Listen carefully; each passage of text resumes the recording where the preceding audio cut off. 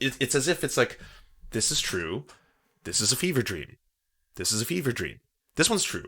So here's a little teaser, some spice, a nice little spice. He's cooking up himself a little pasta, and then he's adding, the Alfredo sauces there. He mixes that in, and then he's like, oh, a little transphobia here. That's neat. And then we're gonna mix that with din, and then some geopolitics. We got that too. And then boom, what do you have?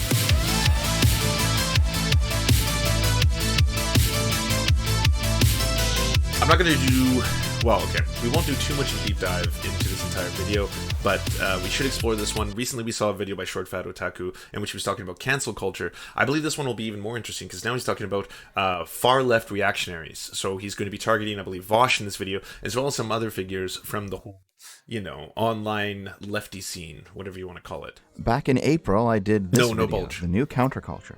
It was basically a video about how punk, the music, the aesthetic, the scene, was primarily about being irreverent, and therefore did not have any particular political slant. You can be irreverent towards the left, you can be irreverent towards the right, you can be irreverent towards anything. If your goal is to make somebody who is overly sensitive clutch their pearls, that is rather apolitical in the end. And the video was basically about how there's been a lot of radical left astroturfing of punk, conveniently forgetting that the 90s had a lot of Nazi punks, in fact. But this video led VAUSH, who I guess he's a punk? I don't know, to make a counter video to it, to be a reply girl, in fact, and call me a fascist. Okay, first thing, punk music is not political. Like, I don't even know where to start with that. Even like some of the early lines, like let's just quote the Sex Pistols. I am an anarchist. I am the Antichrist.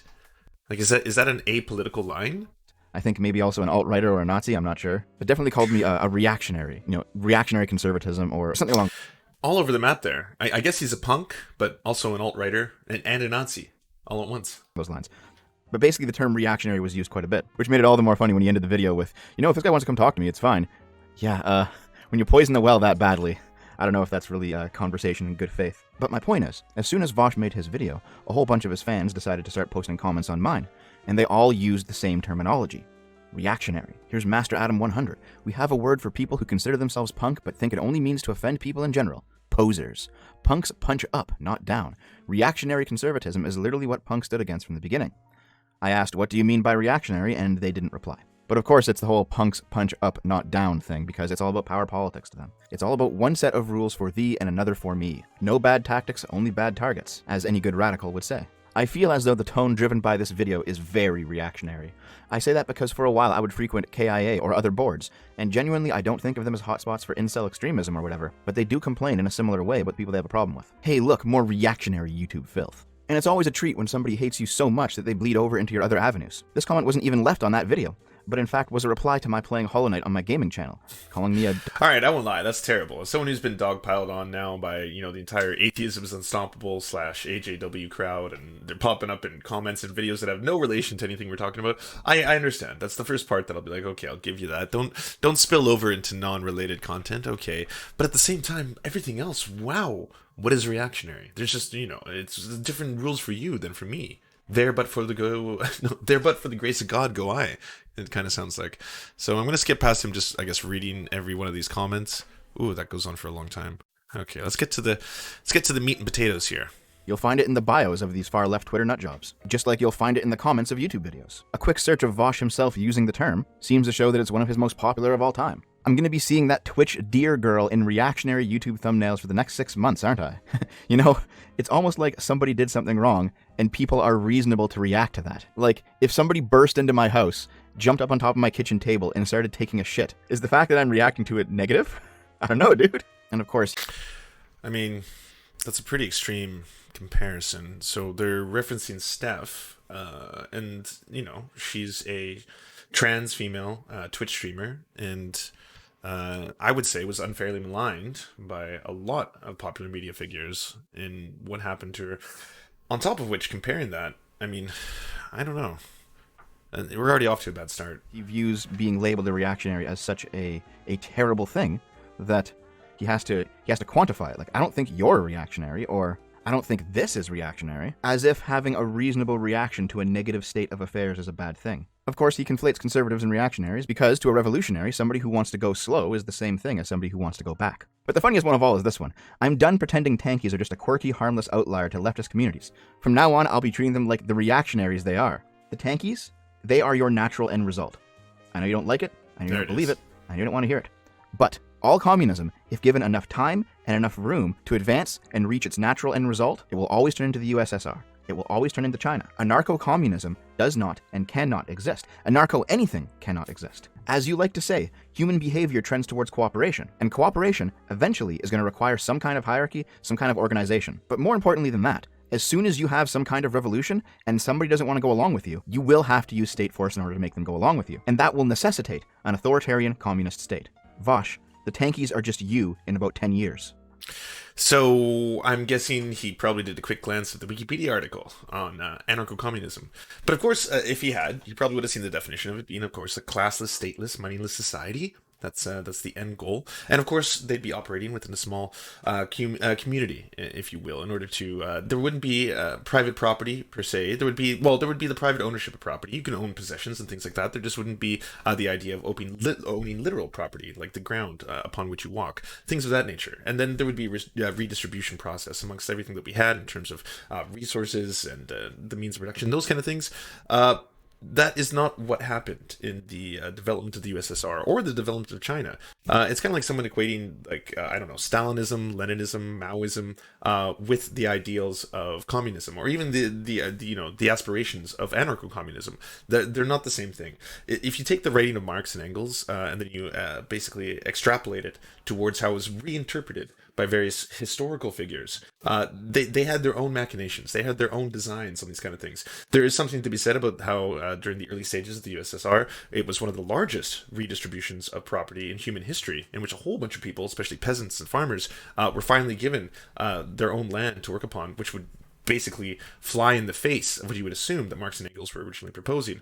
And again, that differs greatly from Maoist China. So that's not exactly what it means. And the term tankies, which I assume he doesn't understand, but it's a pejorative term. It usually means people who venerate Stalin and Stalin's regime, not as if this is some kind of like eventuality. It's something that you're going to achieve, right? He's talking about it like it's Bowser or Shang Tsung or Ganon, like it's the final boss, basically.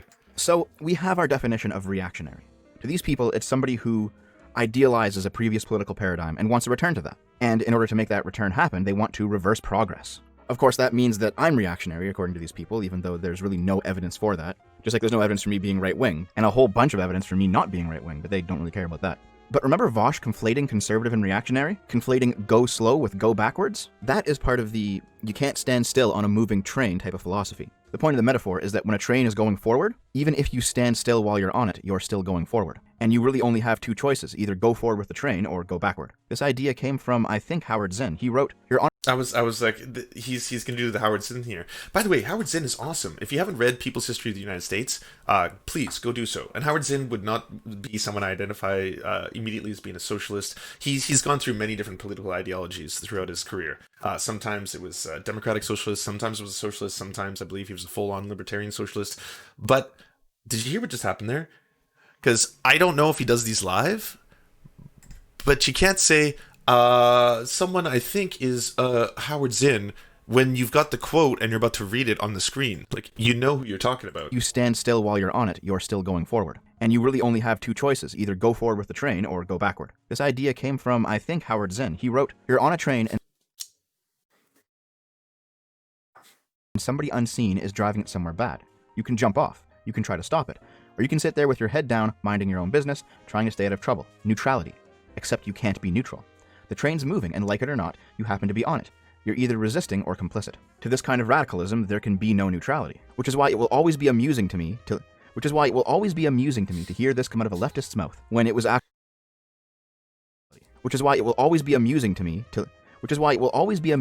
to hear this come out of a leftist's mouth.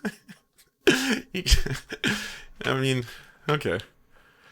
Low tier editing, but here we go. When it was actually a hallmark of rightist thought during the George Bush era. Here's the thing, pick yourself up by your bootstraps. Come on. Have you not listened to any Jordan Peterson? the testosterone-laden man. I'm sorry, that's not the one. When it comes to this serious business of sex, No, that's not it. Sorry. not enough testosterone. No. Yeah. Clean up your room. There. That's the one. Every nation in every region now has a decision to make. Either you are with us or you are with the terrorists. Either you're with us, either you love freedom and with nations which embrace freedom, or you're with the enemy. There's no in between. You're either with us or you're with the enemy. That's clear. I will continue to make that clear. If you're not with me, then you're my enemy. But because Howard Zinn's idea states that there is no neutral, only forward or backward, only pro or against, that also means that in such conditions where there are many different options, like far right, right, centrist, center left, left, far left, in situations where, in reality, your choices consist of a wide spectrum of available options, then everything gets boiled down to forward or backward by this philosophy. And forward becomes everything that the speaker wants to be the truth, or wants to be good, or personally advocates for, and backward becomes everything else. That is... So I believe what we have here, everybody, is enlightened centrism, and he's going to be describing it in detail. But of course, it sounds like the most reasonable approach to any of these things, right? Like, at the end of the day, I take in all the data, I understand, I read, and I don't go to far right ideology, I don't even go to right ideology, I don't go to left or far left ideology, okay? I'm always positioned firmly within the center. I just take in information, and then I choose the most reasonable, informed, let's just say info-driven, data and science-driven response to any given situation. And that's where I find myself. It's something that Sam Harris has spoken about too. He wants to realign himself politically as the, quote, new center. That's how you get ridiculous posts like this, where the radical views this to be the perception. All the various political figures on the political spectrum, and they think the reality is everyone is jammed over towards the right, Bernie Sanders is a centrist, and there is this fantasy land beyond the far left, which is where they exist. So this is actually demonstrating what political ideologies look when you compare them to other countries. So someone like Bernie Sanders, which is supposed to be far left in the United States, is actually, if you looked towards European counterparts, is not as far leftist as you think. Like a democratic socialist in those countries wouldn't go as far as, say, Bernie Sanders does. So that's what it's representing.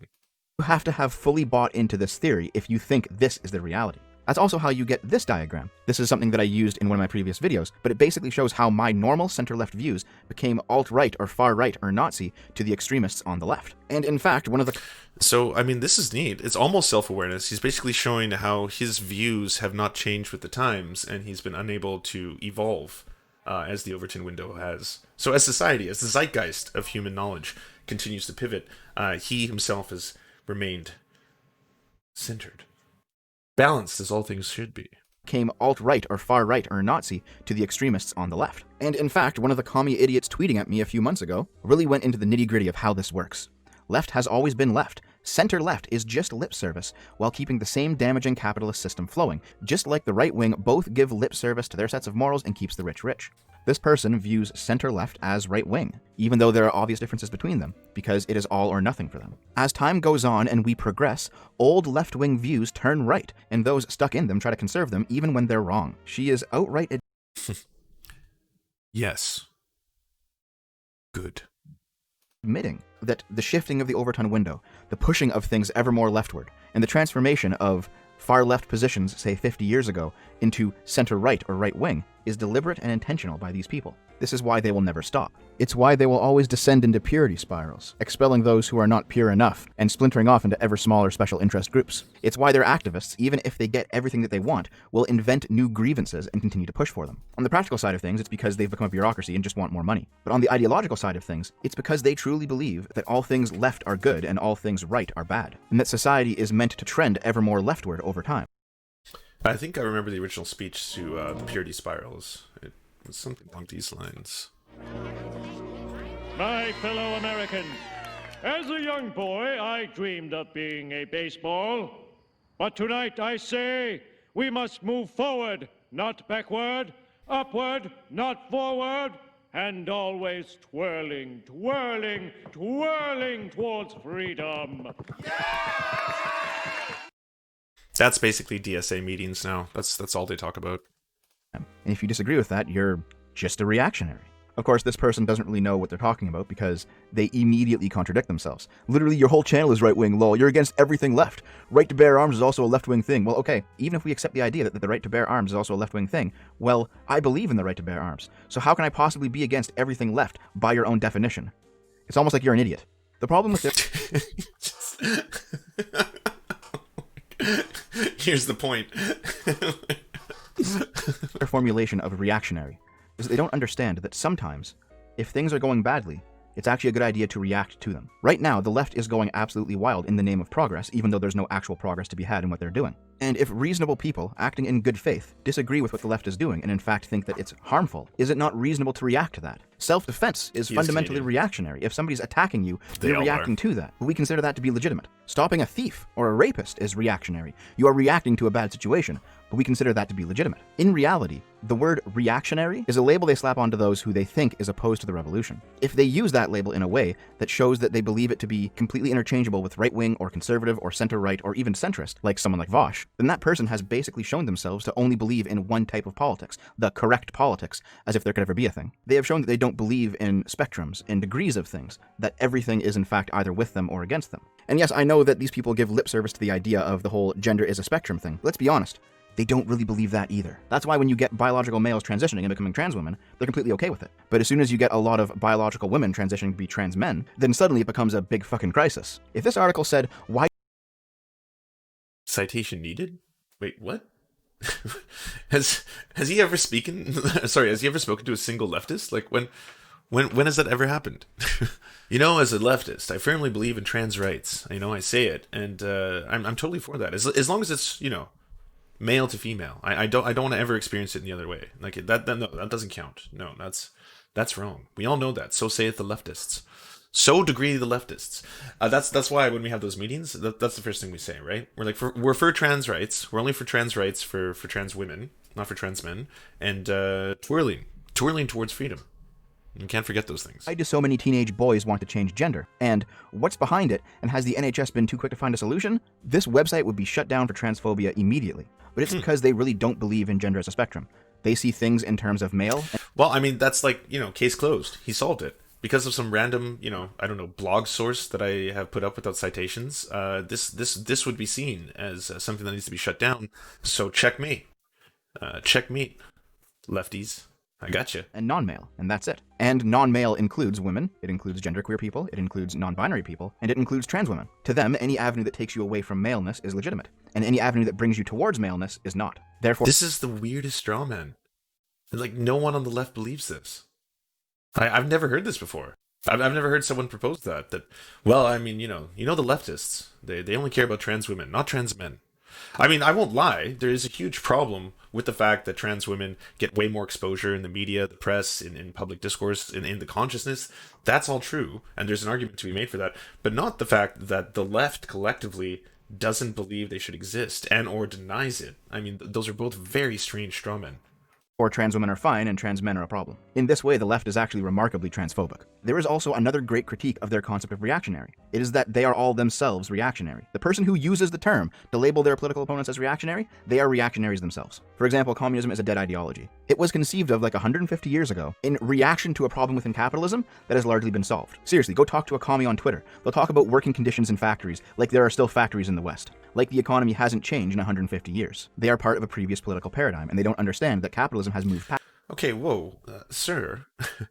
Yeah, there's no question under global neoliberalism that there has been a huge amount of factories that have moved to other countries. That's what we call outsourcing, because labor is cheaper in other countries, so that's what a company will do. It follows the bottom line, that makes sense. And in modern factories in America, yes, we use a whole bunch of robotics, there's that as well.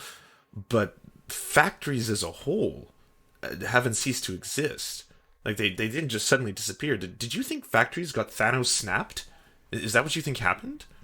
I mean, look at the definition again. It's literally somebody who pines for a previous political paradigm. So would that mean that a communist in modern-day Russia is a reactionary? Because Russia transitioned away from communism after the fall of the Soviet Union? Would that mean that somebody in Nazi Germany was a reactionary if they wanted to go back to the Weimar Republic? By their own definition, yeah, kinda. The previous political paradigm ran basically from Bush Sr. through the 2 Clinton terms, through the 2 Bush Jr. terms, and then through the 2 Obama terms. That was the paradigm of neolibs and neocons basically being 2 sides of the same coin. They only really differed on social issues, but on economic issues, on foreign policy, they were pretty much the same. That is why, by the way, Obama expanded on a lot of George Bush's programs. He kept the wars up, the drone strikes up. A lot of the economic policies were similar. Obama...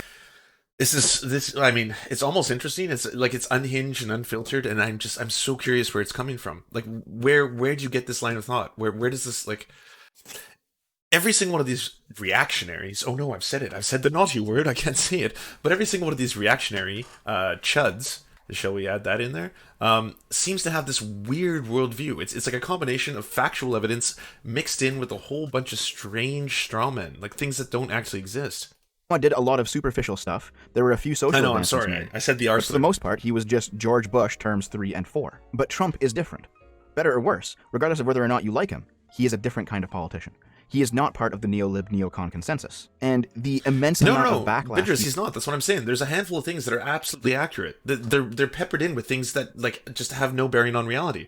There's not this, like, far leftist movement to deny trans men's existence in opposition to saying that trans women are completely fine. Like, that doesn't exist. That mixed with all of a sudden he's talking about some elements of the Bush doctrine that, yes, there is overlap with the Obama doctrine, and there's no question that there's a huge profit-driven motive, especially when it comes to the United States and the military-industrial complex. That's the way they operate. The next president, it doesn't matter if they're Republican or Democrat, they are most likely going to further the political aims of American imperialism. Yes, I completely agree with that.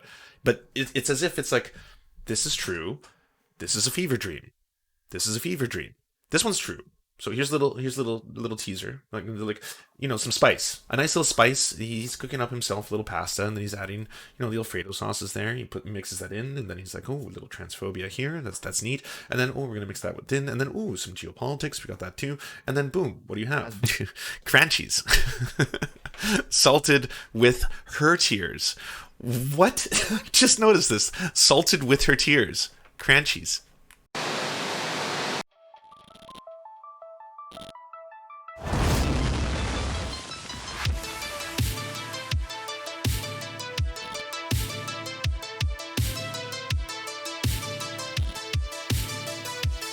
To our monarch, Thomas Bow, you are the light that guides our path. To our lords, I'm Rab, Stephen, Ninetails Cosmic Fox, and Hans Josephine, we bow meekly for your pleasure.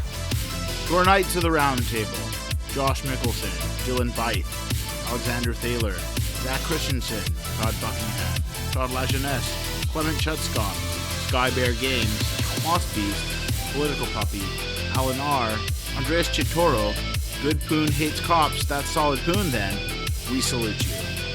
And to all our merchants and farmers, you have our undying loyalty and love.